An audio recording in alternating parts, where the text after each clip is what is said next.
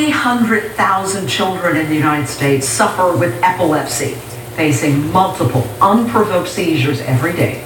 November is Epilepsy Awareness Month, and one Mid-South family is sharing their story of struggles and of success. Their 3-year-old daughter suffered countless seizures a day until one medical decision changed their lives. Fox13 Sarah Blue is live in our studio with her story. Sarah?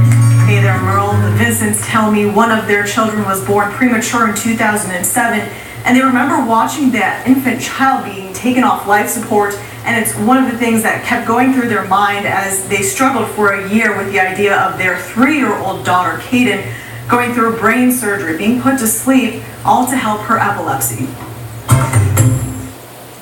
3-year-old Kayden Vincent loves kicking off her shoes and playing with her dad's beard. You'd never know that she's been struggling with seizures since she was 7 months old. We were sitting and she was having something to eat, and her head kind of nodded forward a couple times, and thought it looked a little strange, but I thought maybe she was just a little sleepy. Within 24 hours, Kayden and her family were at Le Bonheur Children's Hospital dealing with an epilepsy diagnosis. Everybody is so kind, and you don't realize until you go through something like this that we do have some of the best doctors in the country here. We'll bring a patient into our epilepsy monitoring unit, just watch them to see what their seizures are like.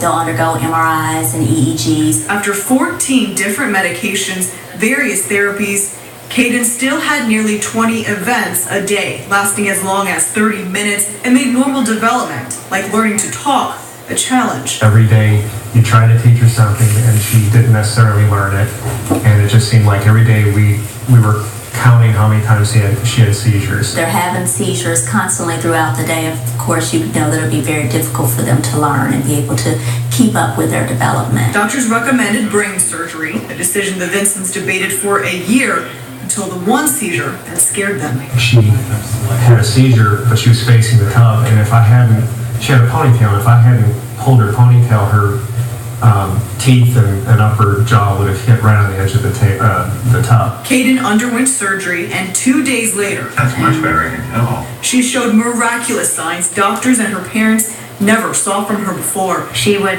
genuinely just look at you, reach her arms, put them around your neck, and just give you a big old kiss. And to me, that was even better than seeing her take her first step. She was laughing more.